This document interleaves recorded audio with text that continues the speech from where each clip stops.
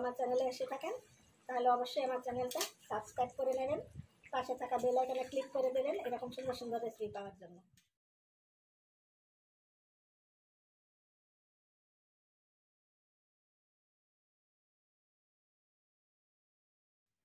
আমি কড়াইতে সরষের তেল দিয়ে দিয়েছি, একটু গরম করে নিলাম। এবার মাছগুলো মেখে নিয়েছি, এবার এক এক করে মাছগুলো আমি ভেজে নেব। বন্ধুরা, আপনারা সবাই এই রুই মাছ রান্না করেন, তবে আমি কীভাবে রান্না করি ওটাই আজকে আপনাদের মধ্যে আমি শেয়ার করব। দেখতে থাকুন কী করে করছি।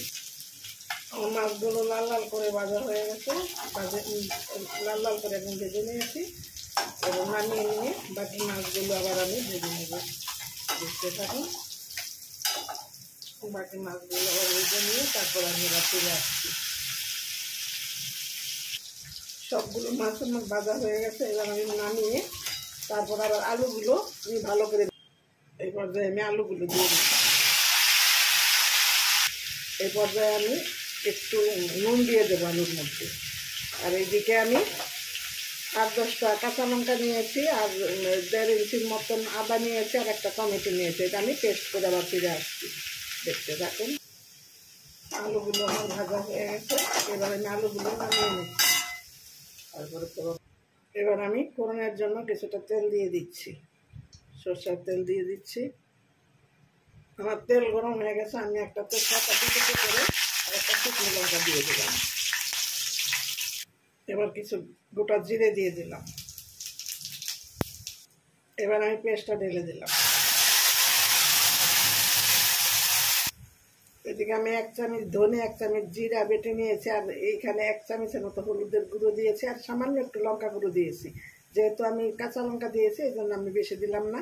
আর আপনারা আপনাদের মানে পরিমাণ মতো চাল কম বেশি করে নেবেন। তাই আমি এটা দিয়ে ভালো করে কষিয়ে নিয়ে তারপর আমি আবার ফিরে আসছি। এই পর্যায়ে আমি অল্প করে নুন দিয়ে দিলাম। যেহেতু আমি আলুতে নুন দিয়েছিলাম এই জন্য আমি খুব বেশি একটা দেবো না, সামান্যই দিয়েছি।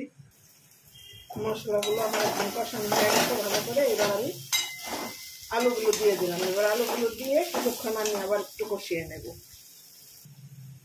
কষানো মশলার সাথে আবার কিছুক্ষণ আলুগুলো একটু নেড়ে নিয়েছি। এই পর্যায়ে আমি জল দিয়ে দিব পরিমাণ মতো। আমার জলে বলক চলে আসছে, এই পর্যায়ে আমি মাছগুলো সব দিয়ে দেব। মাছগুলো দিয়ে আবার কিছুক্ষণ ফুটিয়ে নেব। দেখতে থাকুন। বন্ধুরা, একদম রেডি হয়ে গেল আমার রুই মাছ দিয়ে আলুর ঝোল।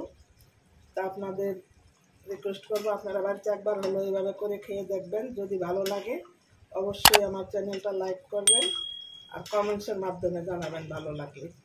আর যদি তাহলে সবাই ভালো থাকবেন, সুস্থ থাকবেন। দেখা হবে আবার অন্য কোনো রেসিপিতে।